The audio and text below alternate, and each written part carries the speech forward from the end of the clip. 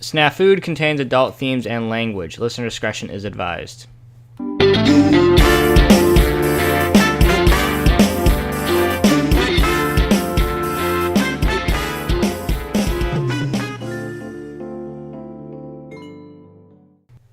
Hey guys, welcome back to Snafu, where the situation is normal, all fucked up.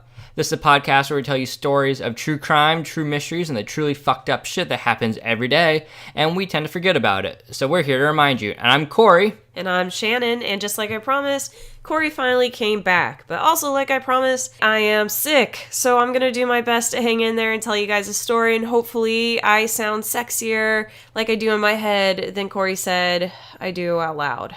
It's just the nasally bit of it. He told me I sound like a man. I did not. What was it yesterday?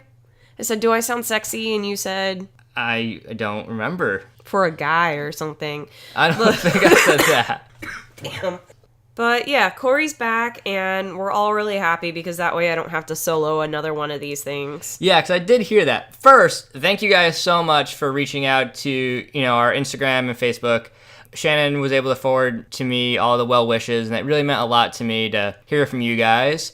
It makes it a lot easier to come back for the podcast because, I have to travel up north. I get out of the Florida temperature into the snow and seeing a little bit more of how life used to be. It's a lot easier to be home for Christmas when everyone's there, even if it's for, the worst of times. But I was kind of super eager to get back here because I don't want Shannon doing a podcast on her own anymore because there's bottles of wine opening and creepy shit going down. It went really, really well. It did. Yeah. Pod full of sunshine. I actually put up a couple of images about me opening that bottle of wine and your reaction, and honestly they were spot on because Corey listened to it, then I played it for him, watching his face. The sheer terror of I can't believe you pulled that crap. And there was one point I just woke up unexpectedly at 3 a.m. I'm pretty sure that's when she was recording. So I guess you guys maybe heard me get a little giddy. That's why I definitely get away with more when Corey's not here than he's staring me down across a microphone. Well, I just run things a little differently. But yeah, it was nice to be home, and I'm glad to be back here in Florida. And I told Shannon that I owe all you guys my own solo podcast. So look for that in the next month or so after I get my next semester of school started. I suspect he got jealous. You get jealous? No, not at all. That sounds jealous to me. I just wanted to, show her how I would do it if it was just up to me, instead of this collaboration we got going on. But that being said, as soon as Corey gets back, we go and see Aquaman, and unbeknownst to me, I didn't realize that an hour of it was going to be commercials and previews. But we definitely saw a preview for the Black Dahlia. And I looked at Corey and went, man, we got to do that story. Yeah, and Corey said, I don't know it. I don't pay attention. Did you hear that? That screaming all over the world of how can you not freaking know this story that everybody knows? I can. And I don't know. It's never been... Shame on you. What you and I talk about at the bars is never anything I know off the top of my head. All my stuff is a little bit different, so. Well, and that's the point. This is episode 13. For me, it's lucky 13, and for most, it's unlucky 13. So we're going to talk about two very unlucky ladies that have unsolved crimes and behind their name. And so therefore, I'm going to talk about the Black Dahlia because I can't let Corey be that uneducated. That's probably the best word for it, yeah. And then I've got, mine's gonna be a little bit shorter than Black Dahlia, but it's gonna have a better ending than the Black Dahlia, I'm assuming, because this one sounds terrifying. Yeah, Corey's been watching my face when I write it up, and I think he's realizing this is gonna get bad. So go ahead, get your glass of wine or your bottle of beer. Or orange juice. And buckle up, because it's about to get real wild. So today, my story is about Elizabeth Short. And just like I do with every person I tell a story about, I feel like the victim deserves a lot of notice about who they are, and we want to get to know them a little bit. It's not all about whatever terrible murder occurred to them. That doesn't make a person. That doesn't make their life. So Elizabeth Short, sometimes known as Beth, sometimes known as Bet, she was born on July 29th, 1924 in Hyde Park of Boston, Massachusetts.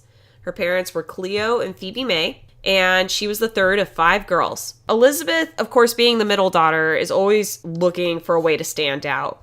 And she's growing up, her family begins to move around. They move to Portland, Maine, and then eventually settle down in Medford, Massachusetts. Cleo Short is a miniature golf course designer and builder. That's a weird career path. Yeah, very, I've never heard of that, but I'll somebody allow it. had to be doing it, right?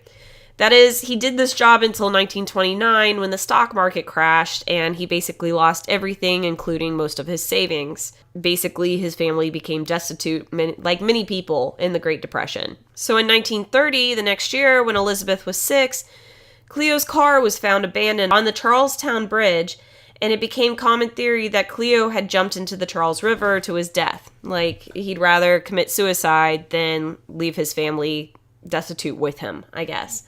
And so Phoebe, in order to support her 5 daughters, had to take a job. God damn. Had to take a job as a bookkeeper and move her daughters and herself into a small apartment.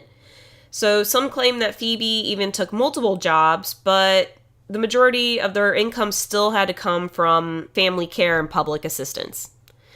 And the fact is this is the Great Depression, and the Shorts by far are not the only family getting help like that. Yeah. In fact, I just want to sit here and say Phoebe's kind of a hero. I mean, most housewives at the time, their husbands wouldn't have allowed them to work. Education is not all that important. I mean, I even know people that were, jumping out of school at 15, 16. Of course, they were my elders in town, but back then, you didn't have to complete high school, especially if you were a girl. Yeah, you didn't need to even complete college at certain points, and you could still walk into engineering jobs from what I've heard. Yeah, So- but not as a woman. So can you Right, no, imagine I mean- walking and your husband supposedly killing himself? You've got 5 kids, and now you need to support everybody. This woman went out there, got a job when most people couldn't get a job because it's the Great Depression, and she did what she had to do. And I think she earned some kudos for that. Yeah, absolutely. Meanwhile, while Elizabeth's growing up, she shows a lot of health issues, like a lot of children in the early 1900s that we talked about. And so growing up, she suffered from bouts of bronchitis and severe asthma attacks. Her friend Eleanor Kurtz said that Elizabeth had attended a summer camp for kids who had TB. Oh, Yeah, tuberculosis. which is our favorite thing on this podcast. Hits everybody, right? Snap Food, brought to you by tuberculosis. At age 15 in 1939, her illnesses had gone so bad that Elizabeth had to undergo surgery, and then doctors suggested that Elizabeth should spend more time in milder climates during the winter months instead of Massachusetts. Yeah, it's cold up there, I've been told. Yeah. So during the next 3 years, she would spend every winter with family and family friends in Miami, Florida, which was a pretty hot spot at the time. Yeah, definitely a growing area then. The rest of the time, she did live at home with her mother and sisters. And like I was saying, school not being all that important, Elizabeth had dropped out of high school in her sophomore year. However, high school classmates, neighbors, and friends, they always had nothing but good things to say about her.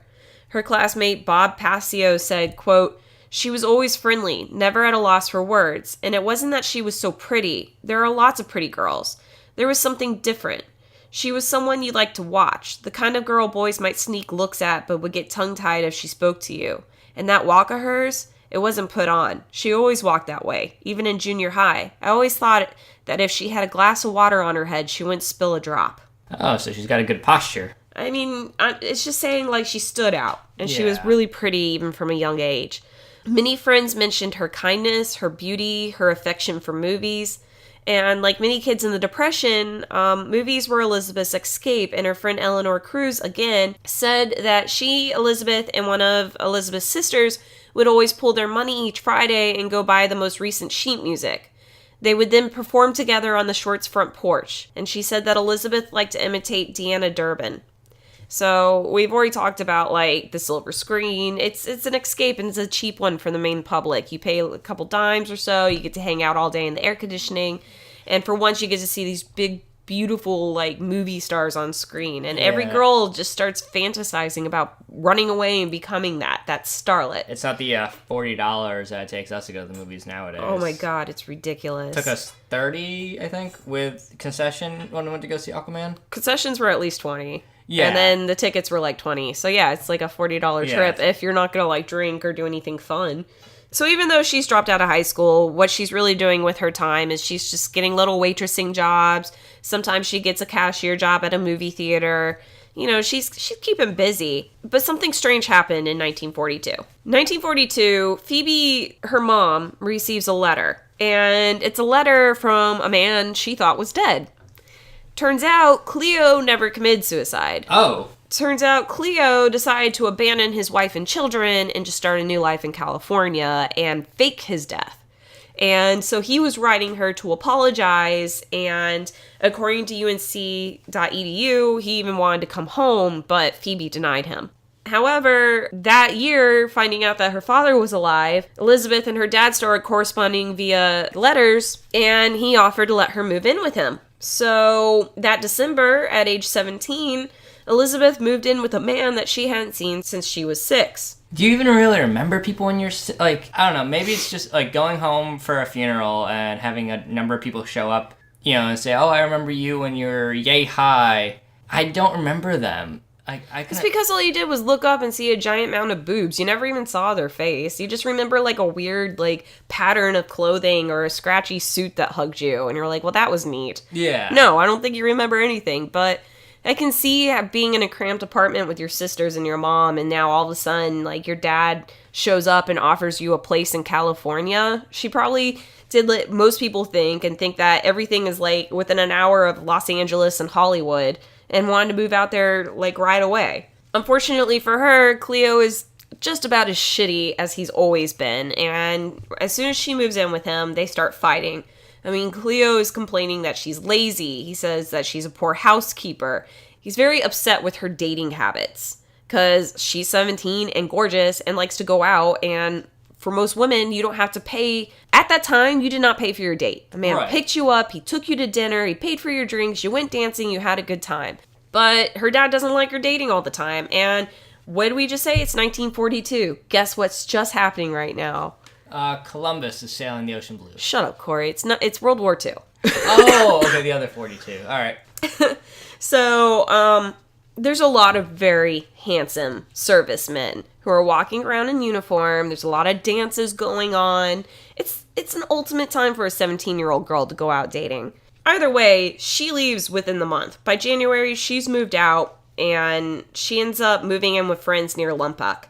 And she applies to work at the base exchange at Camp Cook. In order to apply for a job there, she had to submit her fingerprints to the United States government, and she got the job. I want to take a quick break and talk a little bit about how Elizabeth looks right now, because, we've talked about how she was when she was growing up, but I never really described her to you. And it's important because, like we said before, she is beautiful. So she's about 5'6", she's 118 pounds. Like I said, it's the early 40s, and she is exactly what you think, like, a 1942 woman, like, would look like. She's got the cute, like, suits on, and she's got the big curls in her hair, and, like, she's just... I'm picturing hats. Why am I picturing hats? Because hats were a big thing, too, but, with the big curly hair, you're not going to always cover that with a hat. But then she's got, like, the nice dark lipstick against, like, really pretty white skin. Like she's just trying to dress like a starlet, And to accentuate all of that, like, she starts dyeing her hair to a jet black. And this really makes her green eyes stand out. Like, she's just, you watch her and you don't forget, And most of her friends say besides her being really sweet and kind, she's incredibly, like, neat and meticulous about her appearance. And she knew that she was pretty and she liked to accentuate that. She was in a base beauty contest and she even won the title of Camp Cutie of Camp Cook. Well, that's a lot of alliteration. Yeah, well, at that time, I guess that's all you're worth anyways.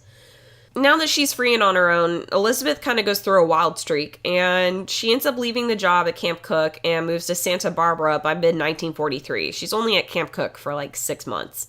Only a few months later, after she moved, she was arrested on September 23rd, 1943 for underage drinking with a group of 4 servicemen and a girlfriend in her cottage on West Montecito Street. Now, you'll see some reports that would say that she was in a restaurant in El Paso surrounded by servicemen when she was underage drinking, and that when she got caught, she claimed one of the men was her husband.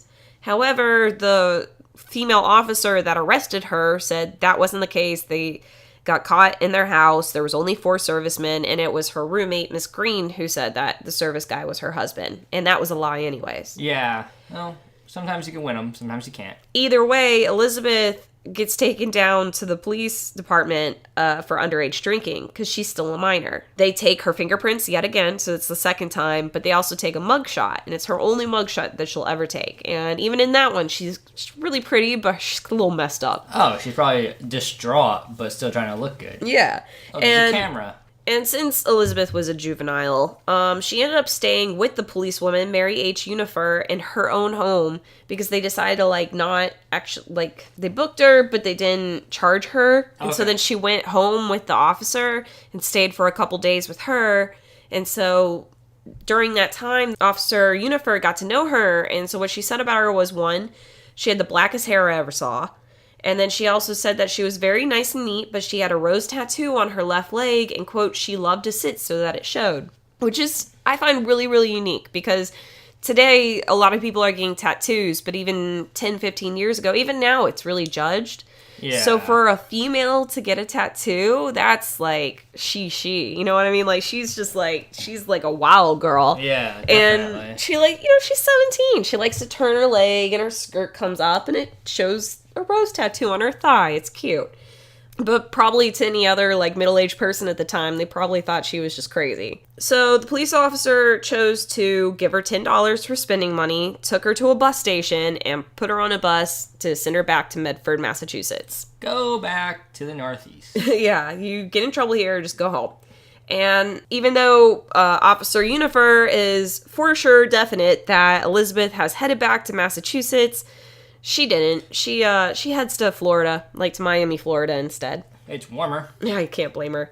While in Florida, she continues to spend a lot of time befriending servicemen. Down here in Florida, we had a lot of air bases and a lot of young men who were training to be pilots, and they often spent their times out at the beach. So this is where she met a lot of men. Well, even now we've got a lot of air bases. And I mean, some of them even, the town we're living in right now used to be an air base. Yeah, but a lot of the locals who can still remember like to talk about how the pilots used to buzz over some of the wealthy mansions down here because the daughters would be sunbathing on the roofs, and they always had the best view. Yeah, I can't blame the pilots for that one. So while she's down here, she meets Major Matthew Gordon Jr., and he's with the 2nd Air Commando Group. But unfortunately, he gets stationed in China, Burma, India theater, and while he's gone, Elizabeth is boasting to her friends about her long-distance relationship. She's saying he's the love of her life. He's amazing. She's always talking about him. But don't let this make you think that she's not still dating. Like, she's just really enjoying having this particular relationship. And so she's starting to tell everyone that after he ends up in a plane crash and he's at the hospital, that he wrote her to ask her to marry him. And she tells everyone, like, yes, I'm definitely going to marry him. And yet, even though she's telling everyone, I'm going to marry this guy, he's in love with me, and yet she decides to move to Los Angeles in July 1946 in order to visit her friend, a Florida Army Air Force lieutenant named Joseph Gordon Fickling. Fickling? Yes. And, like, he doesn't even stay around long because he gets stationed in Europe. And after that, she's just mostly moving around Los Angeles and Southern California for, like, the next 6 months. She takes a few modeling jobs, but nothing like films or things that she was really aspiring to. Yeah. And then while she's doing this, she's always writing home. Phoebe's still getting letters, and despite whatever's happening in Elizabeth's real life, she's writing home that things are great, I've got jobs, I just have 1 million friends, everything's fantastic. Everything's super great. Unfortunately, everything is not super great, and Major Gordon back in Asia died after being in a second crash on August 10th, 1945. I hear that's really bad for your health. Elizabeth goes into a really deep depression. Oh, and she starts doing something that seems to become a habit, which is like making really outrageous lies. So she has no issue telling people for like the next couple months that this major and her were actually married, or that she and the major had a baby but it died at childbirth. Oh. I mean, she's telling a lot of people this, and a lot of people know that she's not telling the truth, but I think a lot of people realize that she's just in a really weird state of depression and kind of doesn't know what to do with herself, and she's now just using it as a source of attention. And, I mean, that's kind of, like, when people get in depressed modes, depending what they're going to do, they're going to make up some stories or do something completely out of character. So that kind of makes a little bit of sense, sadly. I mean, you shouldn't do it. You shouldn't lie, and you shouldn't make up horrendous lies at that. But, hey, everyone's got to deal with grief in their own way. Yeah, exactly. So Elizabeth spent the next couple months moving in with just a few different people. For a while, she lived with a few girls in North Orange Drive Hotel, and the clerk there said that she often ran behind in her rent. She also lived with her friend Mark Hansen and Ann Toth before she moved into the Chancellor Apartments. But according to Mark, after she moved out, she had come by for her mail, and he saw her talking to Ann, and she was crying and saying she had to get out of there. And she was crying because she was scared about something, but he wasn't sure what it was that upset her. Kind of like, I walked in, she was crying, I left. It could be, like, any number of things, I'm sure. On the 8th of December, Elizabeth took a bus to San Diego. Elizabeth headed to a city where she knew no one and nothing, and that doesn't work out very well for a young lady. And in order to actually get herself a place to stay, because she's so broke, she's just spending the admission to go into theaters, and she's just spending the entire day there. There's air conditioning, everything. The thing is she's starting to fall asleep there, too. Like, she's got nowhere to go. Yeah. And the Aztec Theater countergirl, Dorothy French, eventually finds Elizabeth sleeping, and she just instantly takes a soft spot in her heart for Elizabeth. And Elizabeth instantly lies to her and tells her that she's an actress who left Hollywood because the current actor strike made it too difficult to find work. Dorothy then offers the young lady to stay with her and her mom for a few days. You probably could have gone without that story, but, you know. What? She could have gone without having to lie, I think, by the sounds of it, right?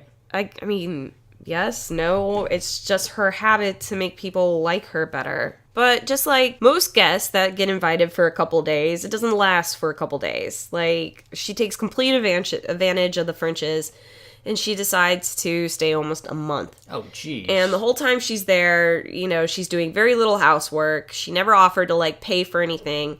And she's really keeping up the lifestyle of, like, rolling around and dating. So maybe she's not using, like, all their stuff, but she's a guest in their home who's making it very clear she had no intentions of, like, helping out nor really giving them any notice of when she was going to leave. Yeah, and that's not good. So while she's out dating, she meets a salesman, Robert Red Manley, from Los Angeles, and he'll admit later that he's dating Elizabeth to test himself. Because back home he has a pregnant wife, and so in order to test himself and see if he's worthy, he's going to date ladies.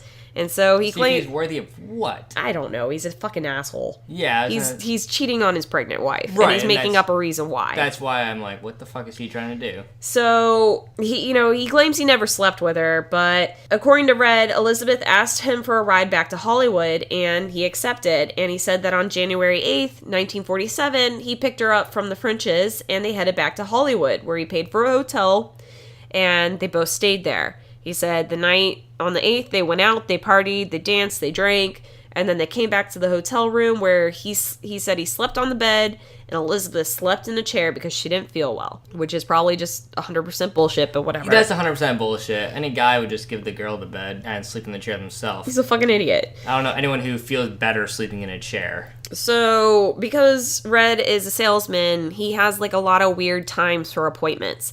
And so he leaves early that morning for an appointment, but he returns and Elizabeth's still at the hotel. He tells her later that he has another appointment at 6:30 p.m. and can't spend time with her, but she doesn't mind because she says that she's going to go meet her sister over at the Biltmore Hotel. Red says that he's got no problem driving her over there, and he does. And he says that the last time he sees Elizabeth is he drops her off at the Biltmore, and she's on the phone in the lobby. And that's the last time he ever sees Elizabeth alive. And in fact, that's the last time anybody can actually remember seeing Elizabeth alive. All right, this is going to take a dark turn now, I'm assuming. Yeah, we're going to get real dark real fast. So, it would take 6 days. Jeez. The next person to see Elizabeth, unfortunately, was housewife Betty Bersinger. Betty had left her home on Norton Avenue at 10 a.m. in the morning on January 15th, 1947. She was walking with her 3-year-old daughter. They were going to go to a shoe repair shop. And just to remind everybody again, most families at this time in America don't have 2 cars. You have 1 car. The husband usually drives it because he's got to go to work. And it's giant and purple. or, blue or fantastic and shiny. Either way, this is about the time that World War II has just ended. During the war, a lot of construction in LA had stopped. So LA, Hollywood, everything was growing really fast, and then the war happened, and you got a ton of empty lots, like, surrounding, like, neighborhoods and stuff. And even though construction's starting to pick up again, a lot of these empty lots are just, they're waiting to be built upon. Yeah. And this is what she's walking by in order to get to the shoe repair shop. She's passing a lot of empty lots. So she walks down South Norton, and she passes a fire hydrant. She's halfway between 39th Street and Coliseum Avenue, and Betty catches sight of something white laying about 12 feet off the path. What first came to Betty's mind was trash. She thinks she's seeing a broken mannequin. All right. I mean, right, depending on how the white is, I suppose that makes sense. Well, it would make sense that she thinks she's seeing a mannequin, because on closer inspection, as Betty comes up to, like, kind of look at it, she realizes the mannequin's in two pieces. Oh. And then she realizes the mannequin's not a mannequin. Oh, God. No. It's a woman. And it's a woman with her face slashed wide open at the mouth. Like Joker style? Like Joker style, she's got a Glasgow smile. Fucking Christ. Betty probably thought the same thing, screams her head off, grabs her daughter, and runs to the, like, closest neighborhood house and calls the police. Oh, yeah. Police officers Frank Perkins and Will Fitzgerald, they arrive on the scene within minutes. And in no time, they found the body that Betty had called them about. And as they're looking her over, they're realizing two things really quick. She's been dumped here, and she's been posed. And so I'm going to explain it this way. Detective Lieutenant Jesse Haskins described the crime scene as, quote, "The body was laying with the head towards the north, the feet towards the south. The left leg was 5 inches west of the sidewalk. The body was lying face up, and the severed part was jogged over about 10 inches. The upper half of the body from the lower half. There was a tire track right up against the curbing, and there was what appeared to be a possible bloody heel mark in this tire mark. And there was an empty paper cement sack lying in the driveway, and it also had a spot of blood on it. It had been brought there from some other location. The body was clean and appeared to have been washed." Yeah. Yeah. So basically he's saying that they have a posed body and there's no blood. Yeah. There's like very little blood actually. And it's mostly like it's on like a spot on the street and there's a spot on this cement sack. Why is it not in the body though? Well, that's what he's saying. If you cut a person in half, there should be a shit ton of blood. Yeah, and not just these two spots. So right away they know she hasn't been killed here. She's been dumped here. Her arms have been raised above her shoulders, like up above her head. Her legs had been spread apart really wide. Like, it was a display to dehumanize her, to offend anybody who came by. Like I said, her mouth was cut ear to ear in a Glasgow smile. The reason I say that is because, so in Glasgow in 1920, 1930, the local gangs had started really enjoying hurting each other by doing a particular violent act, which they would call the Glasgow Smile. And that would be to take a piece of glass or like a knife and then cut either side of your mouth nope. towards your ear. Why are people so terrible to each other? In order to scar you for life, to have like an everlasting smile. It was very popular over there in 1920, 1930, which is very strange that this would happen in LA in 1940s. Yeah, that doesn't make any sense unless it's aliens. Okay. It appeared each half had been placed one at a time, so it wasn't like she was on a bed or anything. Like they dragged one piece, put it there, dragged the other piece, put it there. And the two pieces were about a foot apart. Under her buttocks, someone had placed her intestines in a neat pile.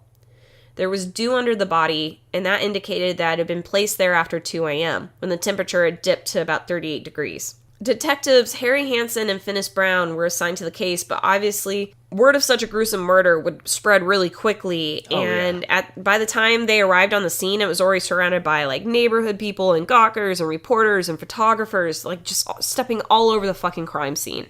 Like, no respect for any kind of clues whatsoever. Like, it's just completely destroyed. So, of course, Hansen immediately ordered the area to be cleared of the public. Like, everybody's got to go. And he had the woman's body transferred to the Los Angeles County morgue.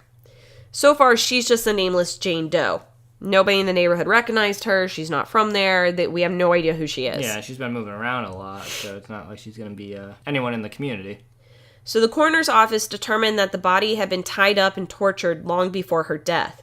It appeared that her neck, wrists, legs, and right thigh had been restrained by rope or wire. Her mouth had been cut 3 inches on either side while she had been alive. We know this, so just remember she's been tortured. Some people will claim that she was forced to eat feces, and their evidence of this is that it appeared in her stomach. Like traces of feces appeared in her stomach when they went over like the contents of her organs.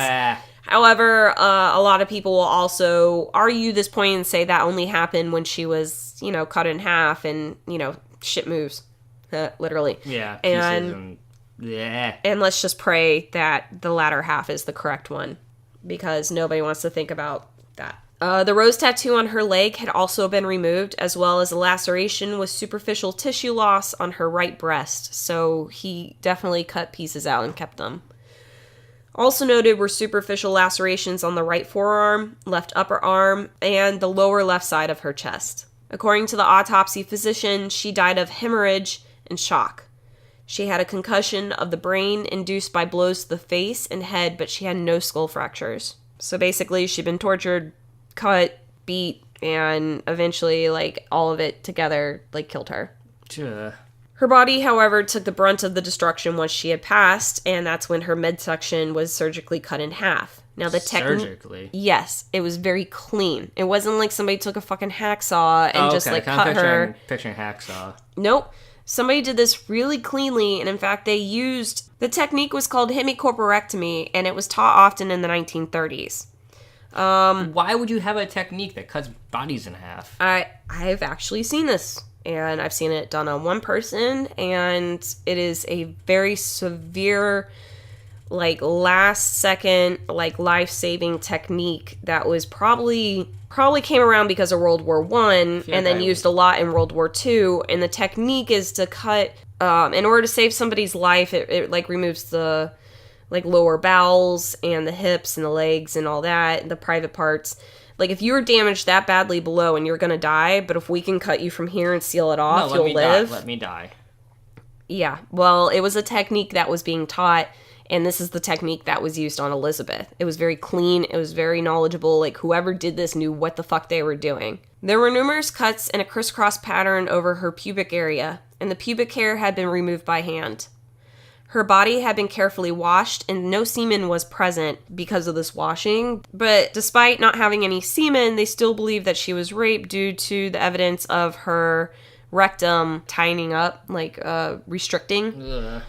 So, a lot of really bad things happened to Jane Doe here. According to the officials, she'd only been dead 10 hours once she was found. Oh, god damn. And she'd been missing for 6 days. Yeah. In order to identify her quickly, police took her fingerprints to be sent to the FBI headquarters in Washington, D.C., but at the time, there was a really severe winter storm on the East Coast, and it could end up delaying the results by a week. In a desperate bid to identify her, the police had a doctored autopsy photo released in the news. It's a really disgusting picture that we'll post, and I'll show Corey, but basically, it's her autopsy picture, but they took away the cuts on her mouth and tried to seal, close it up so that people wouldn't know that happened and see if anybody could identify her. It's a really disturbing picture, and it was right there in the newspaper for you to see. Her description was given as 5'6", 121 pounds, brown hair, green eyes, medium build, and a fair complexion, a beauty with bad lower teeth. Which, I guess you have to identify somebody, but I thought her teeth looked pretty good. That wasn't very nice. When the assistant managing editor of the Herald Express, Warden Woolard, heard of the delay, he offered the use of his new sound photo machine. And this was an early concept of the fax machine that used sound waves to transfer pictures over telephone wire. And of course, LAPD Captain Jack Donahoe quickly accepted. A week is a lot of time to wait on a case.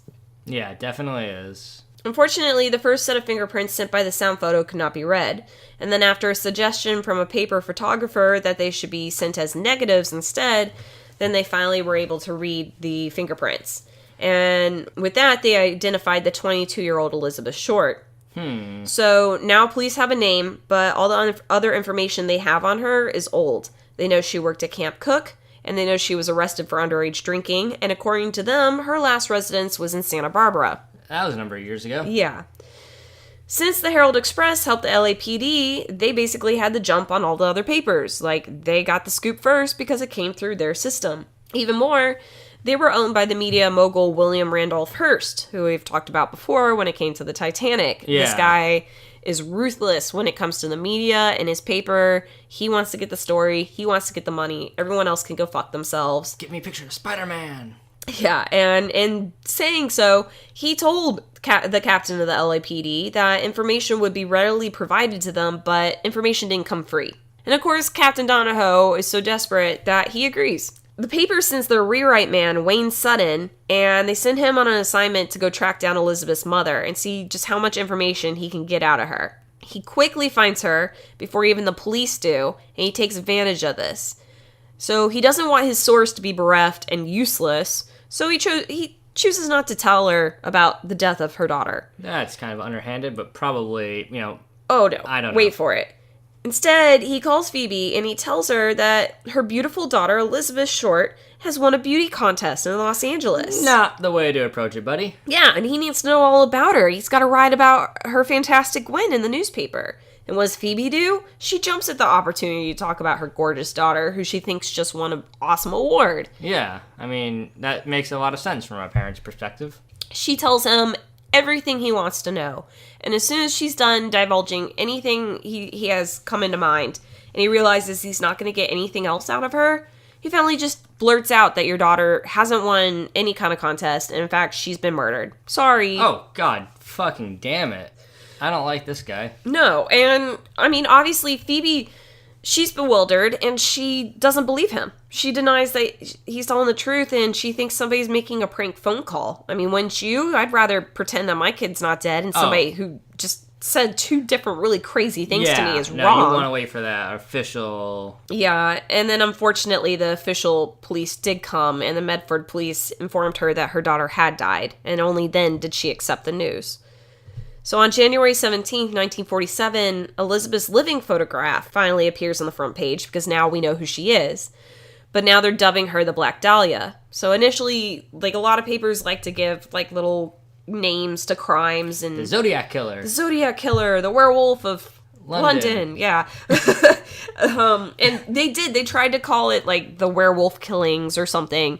But it didn't stick because reporters quickly found out that Elizabeth had her own nickname at a Long Beach drugstore, and there they like to call her the Black Dahlia, based on the fact that there was a movie called The Blue Dahlia, and the fact that she was so pretty and liked to wear a lot of black clothes to accentuate, like, her pretty, like, white skin and the dark hair and, like, all that. The media went wild exploiting Elizabeth. I mean... First, her story is just, about this poor sweet woman that got killed, but when they start discovering more facts about Elizabeth, the story starts to get changed, especially because we're not actually getting any leads, and we need to keep this in the media. So now it's switching from this poor sweet girl to a story of a sheer-dressed woman prowling Hollywood who's taken by a sex-crazed fiend. I mean, her past arrest never fails to make an appearance in any article, and most of them love to use her mugshot, and they just show her, like, in the worst light possible. Yeah. Now, of course, Robert Red Manley, the salesman who dropped her off at the hotel and the last person to see her, is, like, their number one suspect. But they've got a huge list of suspects, and they would detain Manley on January 20th, but he soon gets released because he's got a solid alibi for the 14th and 15th, which is like when she would have been killed and dumped. Yeah. And he also passes 2 lie detector tests, which we all know really doesn't mean jack. Bullshit. Yeah. But, they let him go either way. They don't think he did it. On January 21st, a phone call came to the office of the editor of the Examiner, James Richardson. The person on the phone claimed to be the killer, and he congratulated Richardson on the coverage of the case. He also said he planned to turn himself in eventually. He ended the call. Someday. Yeah, right? He ended the call saying, expect some souvenirs of Beth Short in the mail, which came through because on the 24th, a manila envelope addressed to the Los Angeles Examiner was discovered in the mail. And its wording on it wasn't handwritten. It was all cut and paste from magazines and newspapers. A stereotypical ransom note, essentially, right? Yep, and on the front it said, "Here is Dahlia's belongings. Letter to follow." Inside the envelope was Elizabeth's security card, her birth certificate, business cards, photographs, names written on a piece of paper, and an address book with Mark Hansen's name and detail on the cover. And, of course, the packet had been washed, including all its contents, with gasoline in order to destroy any kind of evidence of fingerprints. Well, that's a little bit smarter than most people. But this has to be the killer. Why does he have her fucking security card? Why does he have her birth certificate? He has everything. Despite the extra effort to wash it all down with the gasoline, police were still able to pull several partial fingerprints from the envelope. So good for us, but comes to nothing. They find no fingerprints match it. And so on the same day, in an alley 2 miles from where Elizabeth's body was found, a pair of black pumps and a handbag were reported. And when the police found them, they discovered that these items did belong to Elizabeth, but they had also been wiped clean with gasoline. So the killer wants attention. Yeah. He's sending her stuff in, not to the police, but to a newspaper. He's leaving her shoes and bag, not very far from where the crime scene was. Like, he wants this to be in the newspapers. Yeah. By this time, the case had over 750 investigators. That included 400 sheriff's deputies and 250 California State Patrol officers. Jeez. Searches were conducted throughout the city, but yielded no evidence. And I mean, obviously, this is a horrendous murder. And everybody in town's going to expect you to try and at least solve it, right?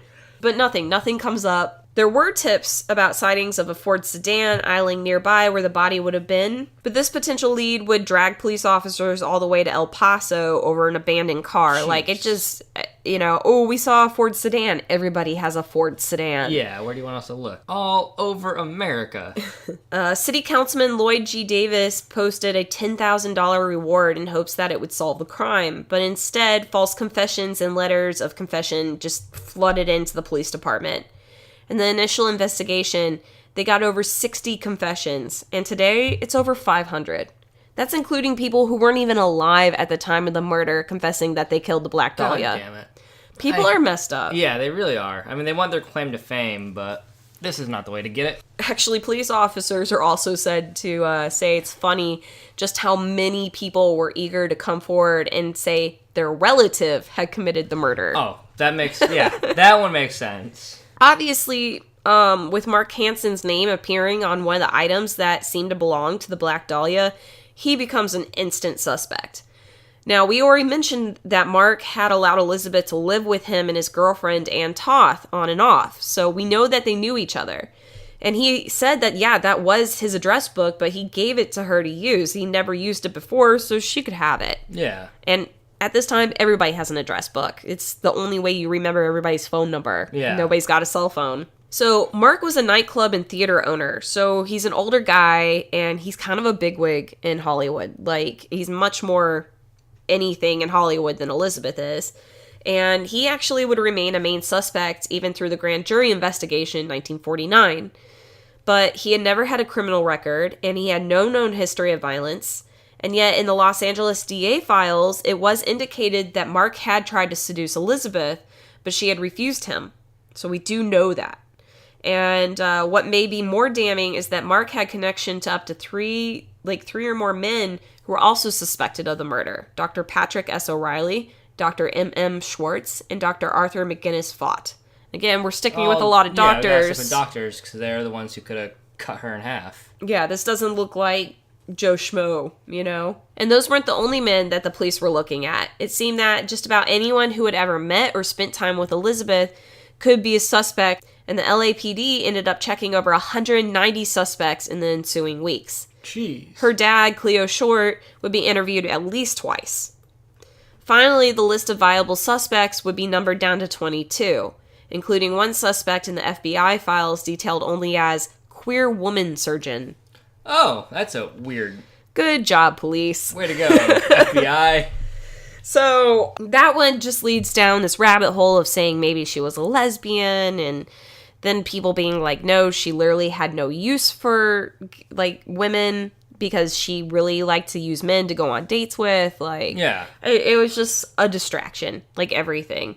But obviously, as you can tell, the police aren't doing a great job. Like, maybe they are interviewing a lot of people, maybe they've done the searches, but what a lot of people know about the LAPD at this time in history is that they're absolutely corrupt. The whole system is being run by people in Hollywood with money. Yeah. And cases get closed all the time. And you're going to see evidence of that through a lot of the people that get listed that are even has nothing to do with the Dahlia murder. It didn't matter because it at least looked like they were still searching. And on January 26, a handwritten letter arrived at the Examiner, and it read, "Here it is, turning in Wednesday, January 19th, 10 a.m. Had my fun at police, Black Dahlia Avenger."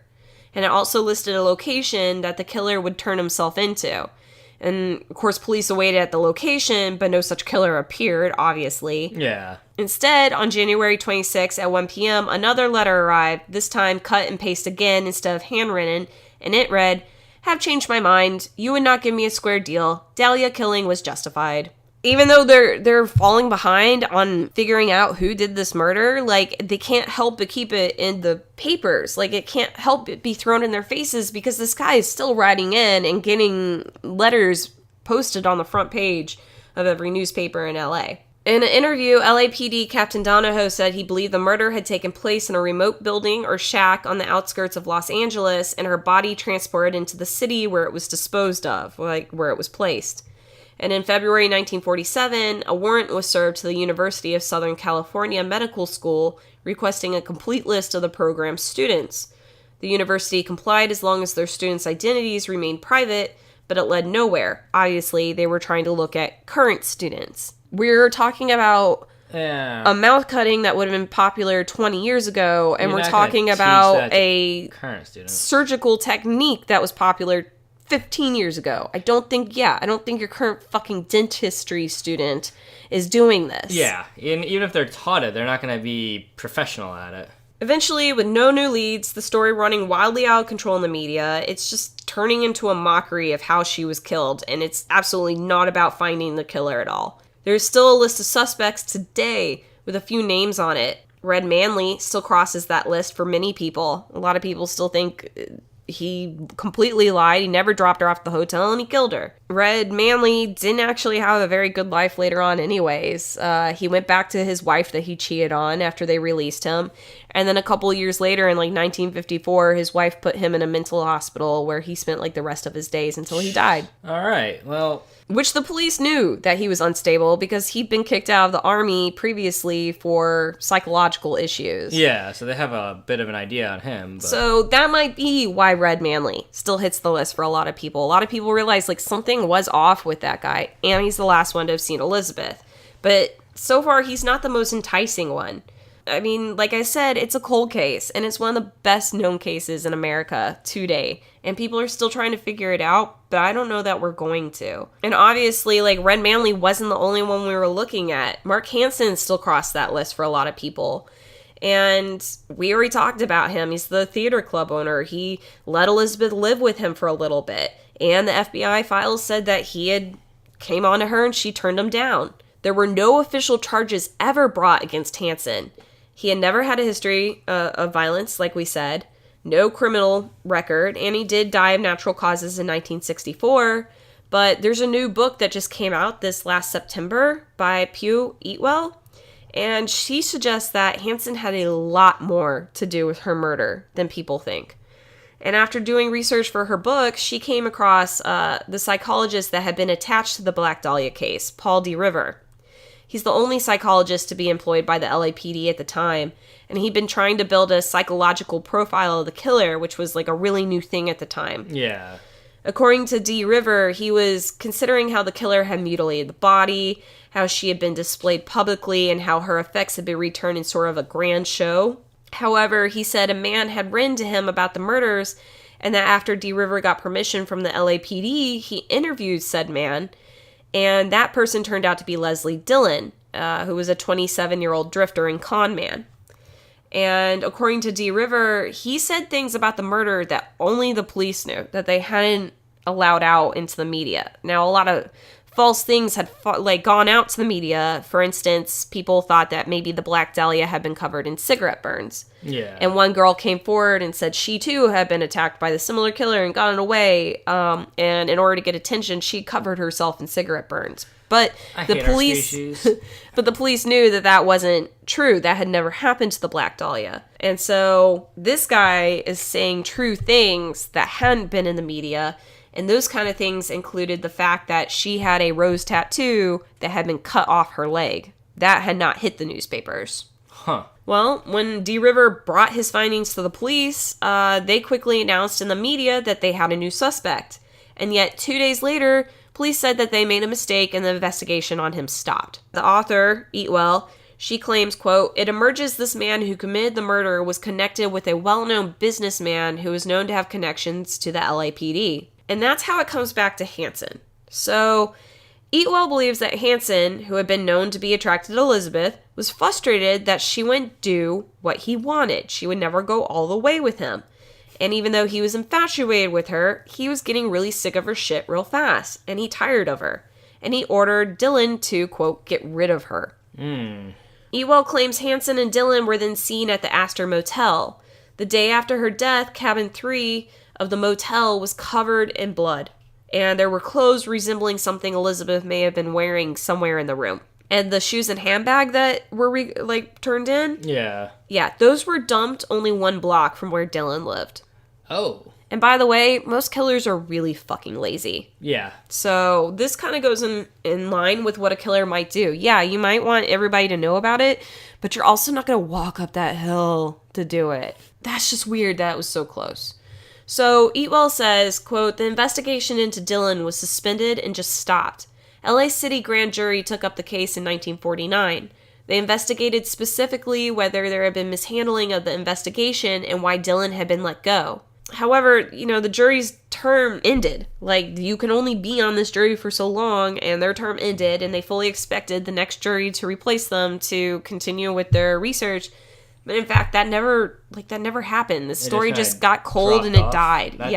That's scary. To top that off, Ewell claims DeRiver believed it was Dylan who committed the murders until the end of his life.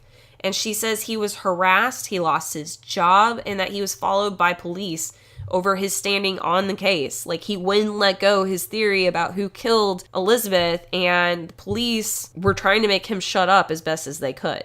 I mean, this is a guy of pretty high esteem that lost everything and still didn't give up on what he believed. Yeah. And so this is, in Eatwell's opinion, why the case died. Too many people were scared of the corrupt LAPD, and they were silenced, and everything went away. Everything closed. And so, like I said, Eatwell's book comes out in September, and it's really fascinating, and it's really well researched, and it's a new theory. But my other favorite theory is by veteran homicide detective Steve Hodel. So after Steve's father passed away, things were brought to light that started to make Steve believe that it was actually his father who might have been the murderer. Oh, god damn, that just sent, chill going down. Right? So Dr. George Hodel, his dad, was a brilliant surgeon with a supposed IQ that was a few points above Einstein. He was a child prodigy in music. He later became a crime writer. Then he became a doctor. In 1939, Dr. Hodel took a position as a physician with the LA County's health department.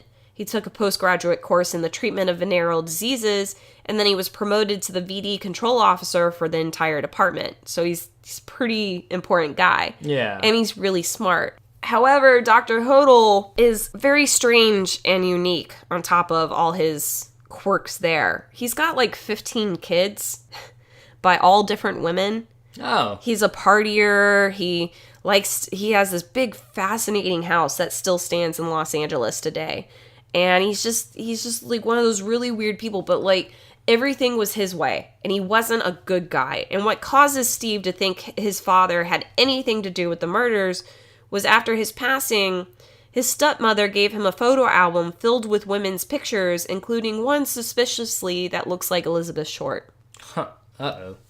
Not only that, but Dr. Hodel had been an original suspect in the case, and he still hits that list today. But, like Hansen, he never was brought in, he was never booked for anything, they didn't have enough evidence, And really, Hodel became embroiled in his own sex scandal in the next year with his 14-year-old daughter. Oh, fucking Christ. Get this. 3 people testified to have seen him having sex with his daughter, and yet they managed to get, like, all their family to go to court and say that daughter was a pathological liar. And the sexual assault charges were dropped in December 1949. Fuck. Yep.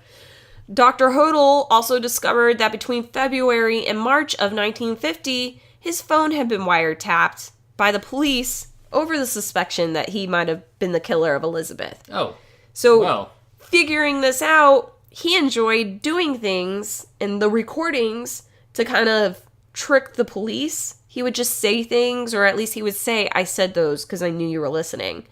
But 2 very important things were caught on those audios by the police. The first one is a recording of a woman screaming. Nothing of her, like, nobody knew she was in the room. There's no evidence of her speaking, and then you hear her screaming. There's another recording, and it caught him saying, realized there was nothing I could do. Put a pillow over her head and cover her with a blanket. Get a taxi. Expired 12:59. They thought there was something fishy. Anyway, now they may have figured it out. Killed her. Oh, fuck. And there's another recording that caught him saying, quote, supposing I did kill the Black Dahlia. They couldn't prove it now. They can't talk to my secretary anymore because she's dead. And, yeah, that particular secretary had died in his presence of a drug overdose, and Hodel burned some of her belongings before he called the police, and the case was dropped due to lack of evidence. You know, like the kind you burn. Yeah, I don't like this at all. No, I don't like this guy. This guy's gotten me a little bit more with the chills and stuff. Just, I hate these cases. So, a lot of people claim that Steve's beliefs are purely superficial. He's got not enough evidence to really back up his claims that his dad killed the Black Dahlia. Steve can't even get on the land anymore. Like I said, that the building's still there, but it's not owned by his family. It's owned by somebody else. He has had the ground tested around the house, and they have discovered with, like, a dog, like, evidence of, like, human remains somewhere on the property, which would mean, like, that's not even Elizabeth. He might just be pointing out that his dad liked to fucking kill people. Yeah. But the recent owners won't let him actually, like, come in and do digging, obviously. They don't want everything torn up. Yeah, and they'll just let it sit. And like everything with the Black Dahlia, everything's like hearsay. We don't have DNA. We don't have a fingerprint. We got guesses. And the beliefs of men who are almost all of them that worked on this, I believe they're all dead. Yeah. So I don't know that we'll ever discover it, but that's the Black Dahlia case. I don't like that one at all. And I can't believe you didn't know it. No, I did not. I did not know that one. So my story is, another one that maybe some other people haven't heard, because this one, the Black Dahlia, is a super famous one that I haven't heard. But I'm hoping maybe I'm informing some people about it, but it is a little bit more recent and a little bit less of a high caliber case. So on October 6, in 1961, little Michelle Martinko made her way into the world. Her parents are Albert and Janet. They're both military veterans. They're both military veterans who had come to settle down in Cedar Rapids, Iowa.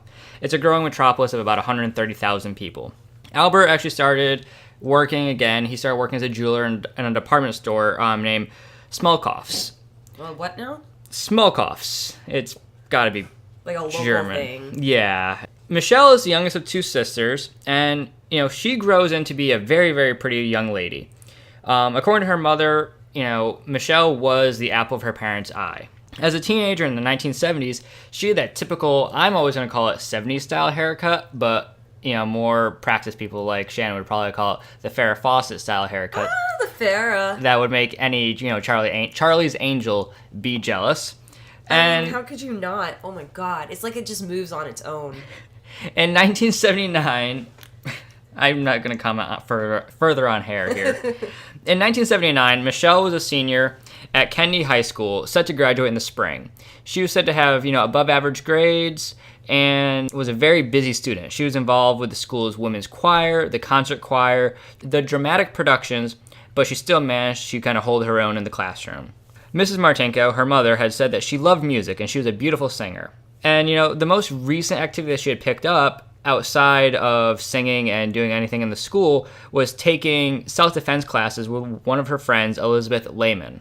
That's kind of unique for even the 70s to be, like, taking self-defense classes, isn't it? That's kind of what I was thinking, because I feel like that stuff didn't hit its heyday until, like, the 80s and 90s. But I don't know. Women's empowerment, man. Yeah, that's like the 60s and then the 80s. I feel like the 70s is just, like, disco and Charlie's Angels. Early in the evening on December 19th, Michelle had attended a banquet for her school's choir at the Sheridan Inn. And she had, dressed nicely because she's one of those types of girls who's, everything I've read about her makes her seem like the perfect girl next door.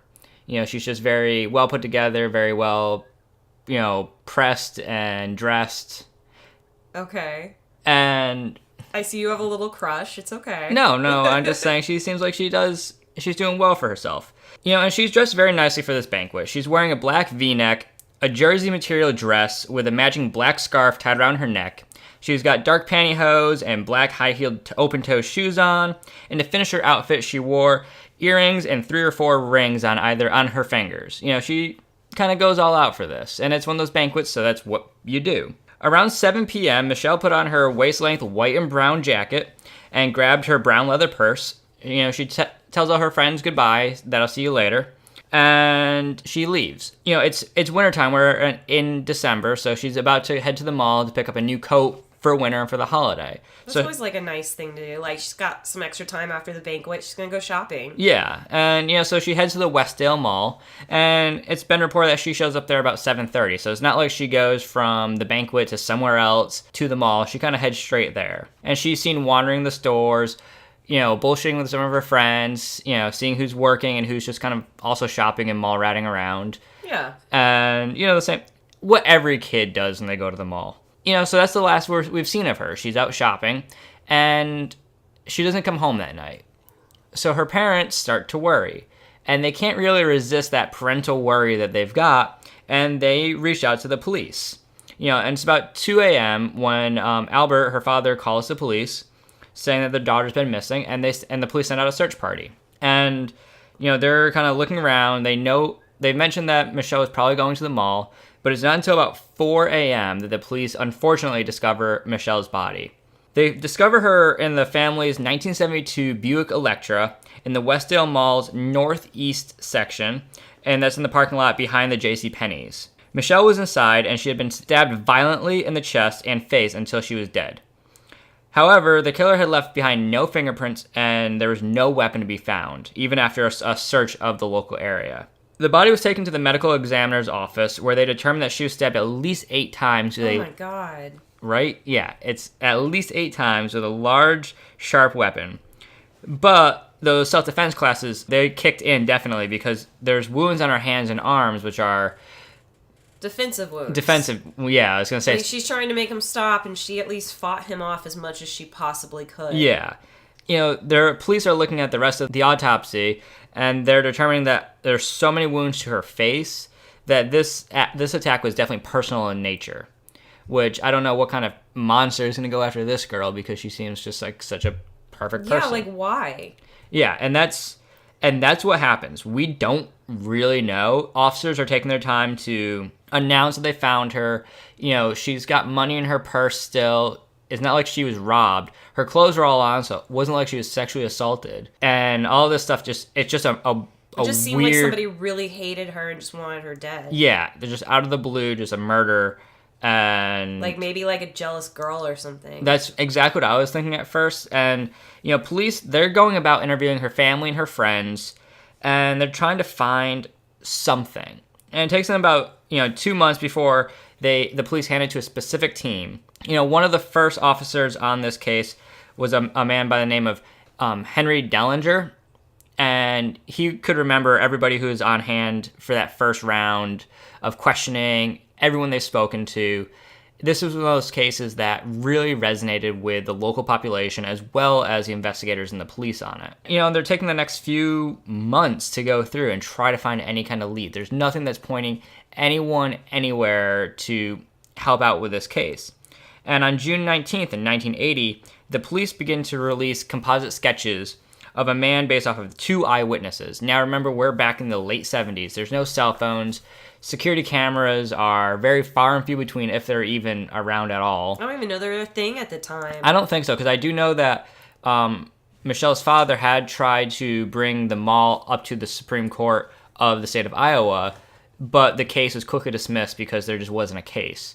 You can't add more security to watch every car and watch the parking lots just during holidays. But anyway, the sketch was a white male in his late teens or early 20s, weighing somewhere between 165 and 175 pounds. He stands to be about 6 feet tall. This is a pretty big boy. Yeah, he's... At least compared to like a teenage 16-year-old girl. Yeah, or like definitely. 18, whatever. He's definitely a large guy. And police would manage to round up a list of about 80 suspects, with more than 60 of them tested and eliminated from the list. So they had some sort of alibi or a reason why they weren't there, or why they couldn't have been the killer. Again, we're also looking at a time where there's no DNA. So no DNA, no cell phones, no closed-circuit TV. All we're doing is going about word of mouth. Without any kind of lead that could be used, the case starts to go cold for the second time. And the murder starts slowly turning into like an urban legend about this girl that was killed at the mall. And it just kind of started going back and forth and kind of dried up. But the police never closed the case. And Michelle's parents were even getting to the point, in the 80s when they're like, this is never going to be solved. We're never going to find out what happened to our daughter. Yeah, I mean, after so much time passes, you can't help but maybe give up a little bit of hope. Yeah, and that's, it's the most disheartening part about this for me, or one of the most disheartening parts. It's just the sheer number of people that were involved on it from the investigator standpoint and her parents who have passed before any kind of answers, because Michelle's parents had both passed away in the 90s while this case was still open. So now she's only survived by her sister. But in 2006, Cedar Rapids Police Department are given new technology. They're given access to DNA sequencing and DNA profiling. As luck would have it, the case was never closed, so evidence was still in police lockup. So they went in, they collected some of the evidence, and they ran some tests. There are 2 different types of blood here. One sample of blood is from Michelle, and the other is from someone else. And it has to be the killer. It's the only person that would make sense why their blood would be on her clothes, especially with her defending herself. And when this information was brought forward, police were able to make a more finer sketch on the killer, and once again ask the community for any leads. Now, there's that original Henry Dellinger that I mentioned. His son, Matt, became a detective in the Cedar Rapids Police Department, and he was also assigned to this case. So, like, he's working the same case that his dad was working? Yeah, so he's working this, yeah, and it's, for me, I love that kind of like the bookend of this case for that reason. And he's out there while they're calling for a new round of images and sending that out, getting hundreds of tips that are getting called in. Like I said, this is a case that didn't leave the local eye for the longest time. But there's still kind of no exact leads. Not until P Nanolabs steps into the picture. Now, they didn't necessarily... Pete who? P, as in the letter P, oh. Nanolabs. They're a lab that does blood work. And they didn't only help build a predictive model for a killer, but, they also use this new technique called genetic genealogy. So... I know what it is. All right, I will call on you because you got your hand up. In your face, I have it. Yeah, we just caught the Golden State Killer this way. Yeah, exactly. So using like 23andMe and Ancestry.com and... Yeah, your cousin's fucking you guys over, you guys. Just don't have cousins and don't commit murders, because if just someone... don't commit murders and you'll be fine. Okay, we'll go with that one. So... Oh, and don't cheat on your spouse, because everyone's starting to figure it out now. Yeah, so they're using this to kind of add things into the combined DNA index system called CODIS. And that is used to help map everybody. And before the Ancestry.com, CODIS was the only thing that we had to depend on to find a killer. If you were in the database, then you're going to get caught. But now, P Nanolabs is kind of slipping in some of this blood work into the database. Yeah, because not everybody's a fucking criminal. Right. Not everyone's a criminal, but it's good to have like a database of everyone's DNA. And because of this, between the time when CODIS happens and P Nanolabs steps in, there's another 10 years, not until 2017, that the police bring in P Nanolabs to use this DNA test and their skills to find out what's going on here. It comes through that someone had run a test very, very close to the killer because the blood was very, very similar. And this is one of those 1 in 1 billion chance of the blood that is tested through like Ancestry.com. No, what's like the real number? 1 in 100 billion. Really? Like it's that definite. Okay, well, because if you're looking at unrelated relatives, or, yeah, tell me about this one. if you're looking at people that are unrelated individuals, you have about a chance of 1 in 100 billion of having a similar DNA sequence to someone else. So the chance of your DNA matching someone else is either a very big shot in hell, or your son or sister or brother has gotten their blood work tested. Oh. And thanks to this genetic genealogy, the police say that detectives had a new lead when they got this DNA sample off of the evidence. And DNA from the crime scene matched blood that was in the database. On December 19th in 2018, police arrested Manchester resident Jerry Lynn Burns. This just happened. Yeah, just now, like I was saying, I'm going to bring a case that's kind of a little bit closer. He's 64, and they head over to his workplace that's Advanced Coding and Concepts. He does like powder coating and sold turf grass equipment. And they start interviewing him about the situation. And one question, he completely denies that he could have done anything like this. He just doesn't recollect, being over there, running into Michelle, and consequently killing her. Okay, how many times are we gonna keep accepting I don't remember as being like an acceptable answer? Right. Bitch, and if you killed somebody, you should remember. I mean, if a bartender in New York City is gonna remember you coming in at 5 to 10, we're gonna catch you.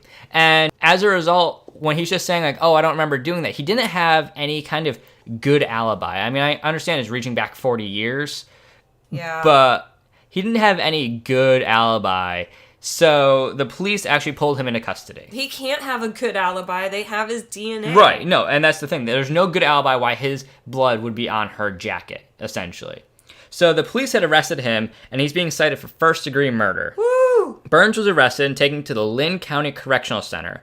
On the 20th, he made a court appearance via video and only admitted that he would be filing for a court-appointed counsel.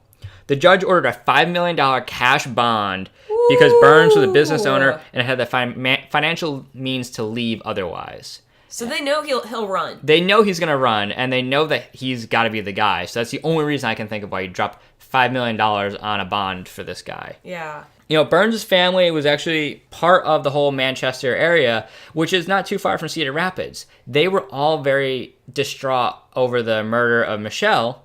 And when news came through that a killer was found or that a prime suspect was in custody, everyone was kind of excited until they realized who it is. And that kind of deflated the excitement in the Manchester area because Jerry was apparently an okay person to most people. Well, I mean, that's just somebody that's been hiding in your community that you thought was one person and turns out he's like a fucking monster. Yeah. So, I mean, not only that, but his family probably has no freaking idea. I mean, he's got to be like in his 20s or something when he did this. So, yeah, he's based on their ages, he would have been about 24, 25 when he came across Michelle. The Burns family actually relayed a statement to the public that read, quote, "The family of Jerry Burns would like to thank our friends and the Manchester community for the support we have received since Jerry's arrest. We would like to extend our sympathy to the Martinko family. The charge against Jerry comes as a complete shock to us, and we are doing our best to carry on with our lives. During this difficult time, and as the justice system runs its course, we ask that our privacy be respected. Thank you." Meanwhile, the family also procures a lawyer by the name of Leon Spies, despite Burns saying he's just going to take the court-appointed lawyer. Mr. Spies has been a lawyer for 40 years and has risen through the ranks of the Iowa lawyers to be considered one of the most successful trial lawyers in the state. Ugh, and he's like defending this guy? Yeah. I mean, it's his job. I mean, that's gonna be the hardest part of being a defense lawyer on certain cases, is that it's your job and you have to do what you can do. But they're hiring this heavy hitter. There's a $5 million bond. To me, it sounds like they've got this guy. Burns, though, intends to plead not guilty to the crime, and however, a trial is not set. And you can bet here at Snap Food, as soon as that trial comes through, it's going to be on our watch list now. Yeah. We're going to interject into one of our episodes and let you guys know what's going on. Yeah, so that's the last news you heard about it? That's the last news because, like I said, it's happening literally as we speak. Wow. So that's our unsolved mystery, but I guess we might have solved solved this one, so it's going to end a little bit happier. I mean, as happier as it can than the Black Dahlia. We tried, at least. We tried. Michelle's family, of her parents and her sister, the only one that's still alive is her sister. You know, like I said, it's happy to an extent, but better than the alternative where they don't find a killer. Yeah, so we'll keep you guys up to date on that. And meanwhile, thank you for hanging in there, and sorry about the froggy voice and all, but we hope that you still could enjoy the story a little bit. And we'd love to hear from you guys, and would be really grateful if you left us a review and a 5-star review on iTunes. It really helps us out. Yep, find us on iTunes, and if you guys want to stalk us on SoundCloud and iTunes, leave us some love, leave us a good review. Find us on Instagram. Yeah, we always answer. We got a couple fans who are really fun, especially people like Kaden. They send me pictures. We have little chats. So we definitely answer you guys back if you'd like to write us. And we'd like to hear what stories you might want to listen to, because we'll definitely do a theme. We're open to it. And we'll say your name on top of that. So send us an email. Send us, a message on Instagram. And until next week. I still don't have a sign off. This has been Corey. Bye. Bye.